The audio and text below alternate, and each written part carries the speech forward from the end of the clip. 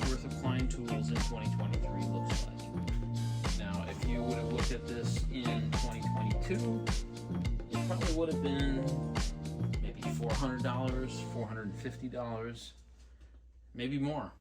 Earlier this year, Home Depot put a whole bunch of their Klein stuff up on sale, and they said they were going to be reducing the amount of Klein inventory on their shelves, so a lot of stuff is on clearance. Now, they say that they're going to keep some of the Klein line on their shelves.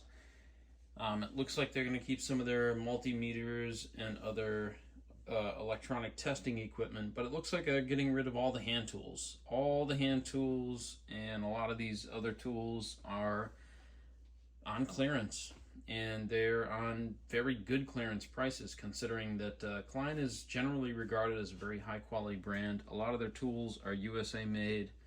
Even some of their non-USA made tools made in Mexico or Taiwan are still pretty high quality. You know, Home Depot does run sales on things. You can even get, Milwaukee tools at 50% off at times around the holidays, things like that. But Klein is one of those brands that is a legacy brand. It has the name recognition. A lot of their tools are still made in the USA. They are still very high quality.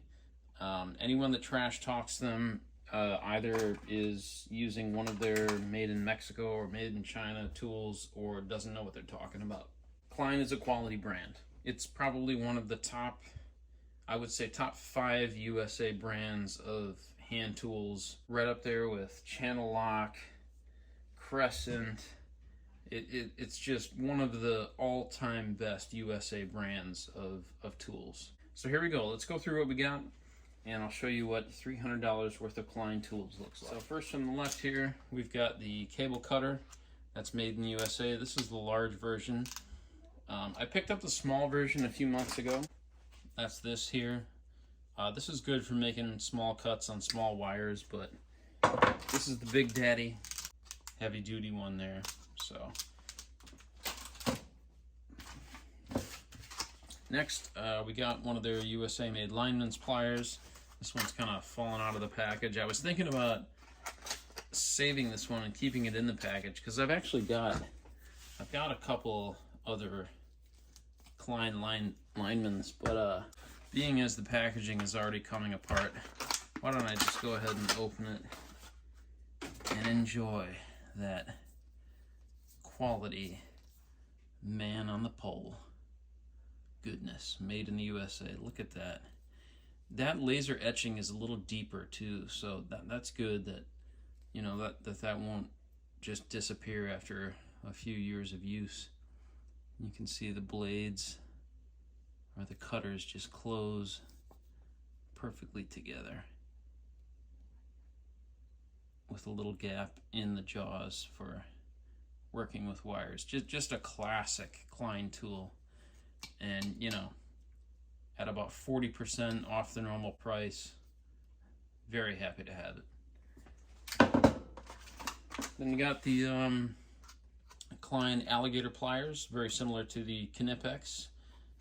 There's plenty of other companies that have these similar sort of slip joint pliers. Good quality, good strong jaws, nice and narrow design in case you got to get in between some fasteners or in a tight area. Just a good tool to have.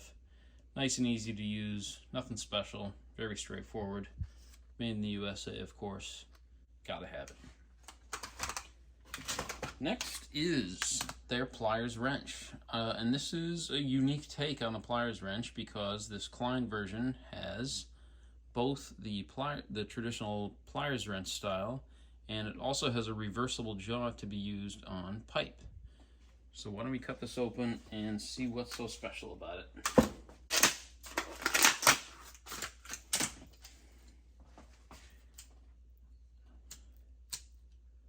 Alright, so we got some pretty firm opening and closing.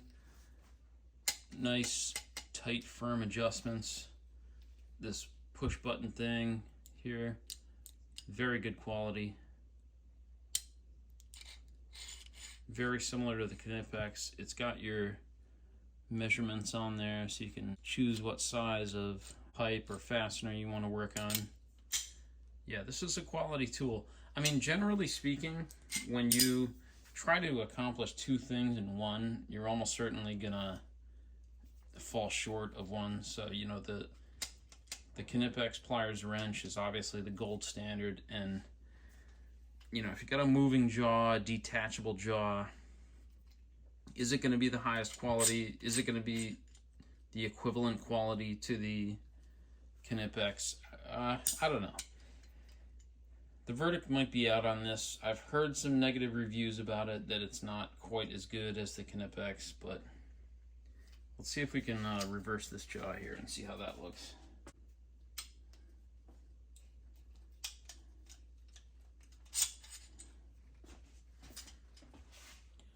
Alright, so there it is with the pipe gripping jaw on there. I don't know. Maybe if you're a plumber, you might use this more often, or an electrician trying to manipulate conduit. I think that I will use my Knipex pliers wrench more often than this, but at the discounted price that Klein Tools are going for, I had to grab it. Doesn't that remind you of like the Godzilla from 1998? Yeah, I don't know. All right, moving right along, we got the heavy-duty diagonal cutters. Doc from Last Best Tool talked about these recently. These were his favorite Klein tools, made in the USA. Got the comfort grip on there. And these are a large pair of diagonal cutters. Let's cut them open and see what they look like. Yeah, so they're a little bit tight, but this is a sizable pair of diagonal cutters. And the blades on these things are about 1.5 inches long. These are very big side cutters. Real beefy, heavy duty, a real nice tool. Next we got a pocket electronics screwdriver. So that's your Phillips and flat. I've got the individual versions of these, you know, the 0 and 00 Phillips and flat, but this is kind of a 4-in-1, like a 4-in-1 screwdriver. So that might take the place of those tools in my bag. This will take up a lot less space than 4 different individual little mini screwdrivers. So that's a good buy. Next we have the Ultra Stubby. This is one of the stubbiest multi-bit screwdrivers out there. So why don't we cut this open and see what it looks like. Alright, so the handle itself is just extremely short. I mean, we're talking maybe 1.5 inches here.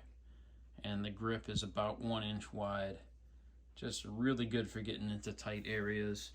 And then you got the multi-bit screwdriver here, Phillips, and then the smaller slotted. And I'm assuming these are also nut drivers, so. But just an awesome little stubby here. Next up, Klein Magnetizer. Now we've all got magnetizers. I've got this Craftsman magnetizer, but this thing's kind of big. Like, I wouldn't really attach this to my bag. It's fine to leave around the shop, but it's not something that you want to have when you're working on a job site. But this thing is a keychain magnetizer, so it's perfect for on the go. And as you can see, it's tiny. And it's perfect. It's perfect for putting on the keychain on your bag. And, you know, if you need to get a fastener up inside something where you're depending on that magnetism, you can just take a few passes through this little keychain thing, and that'll hold your screw right where you need to. So this is absolutely going on my bag right away, because there have been many a time when I've needed that. All right, next we've got this adjustable length stubby. So this is a little bit larger than the previous stubby, and it's got the retractable kind of like shooting in and out shaft of the bit holder here, as well as some bit storage inside. So let's open it up and see what it's got. All right, so you attach the bit holder like so. So you depress this metal collar around here, to attach the bit holder. And then you have your bit storage there, the bit carousel. And let's see. So you depress that metal ring, and then you can expand the bit out to maybe about 2 inches. So it can go down to the stubby version and then out to a little bit more of a traditional length. And it's nice because it's got that onboard bit storage, so that's good. Not made in the USA, but still a nice Klein tool. All right, next we got the Klein tape measure. And I've heard really good things about this tape measure. A lot of trades guys swear by it. The tape feels really smooth. It's very wide. It's at least 1.5 inches wide.